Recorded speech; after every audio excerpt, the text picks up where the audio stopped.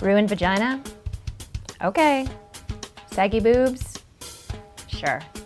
But bald spots? Get the f*** out.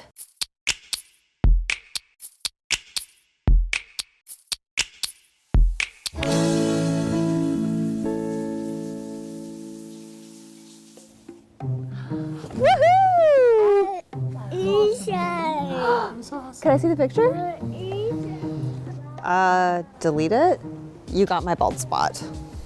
I like to think I knew what I was getting into, physically at least, when I signed up for parenthood.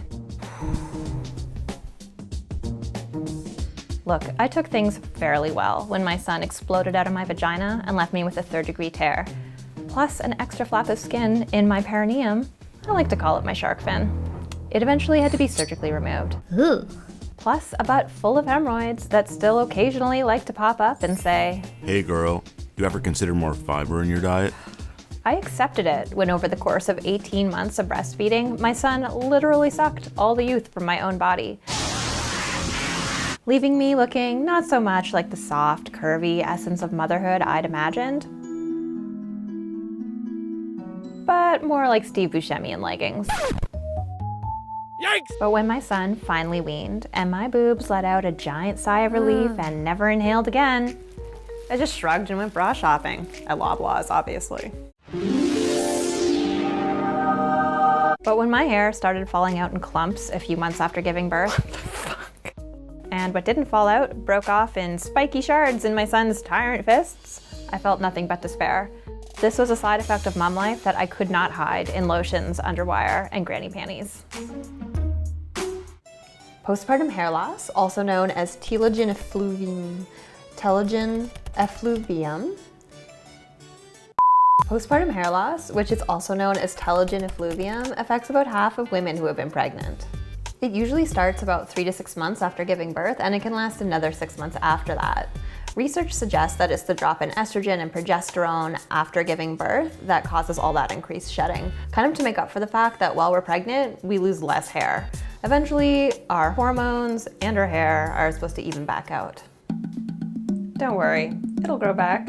It'll just likely be in uneven tufts that resemble a lion's mane, like this bullshit.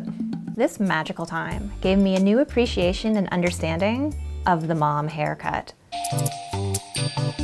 Not like a regular mom, I'm a cool mom. What? You need to stop playing toys and come help. I'd always assumed moms were just cutting off all their hair because they didn't have time to wash or style it. I didn't understand why they didn't just throw that shit into a top knot and get on with their days. Happy Mama's Day! Are those baby wipes? My mom shower. Now I get that you don't choose the mom haircut. It chooses you. My son just turned 2, and my regrowth is only just now long enough that I can wear my hair down without sporting basically a full mullet. The day that I could tuck my mom bangs behind my ears again may not make it into the baby book, but it was a milestone. That made me cry just as much as the first time my son crawled. Hi, buddy. But just like the stitched up Frankengine I used to call my vagina, scars remain. Frankengine? Seriously? My hair, which has always been fine and thin, will never be as full as it was before I had my son.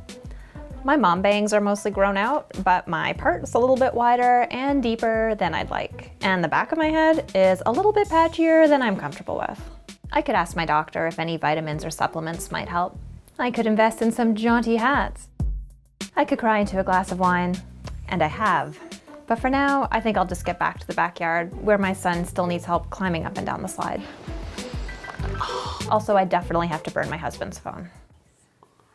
Stop it.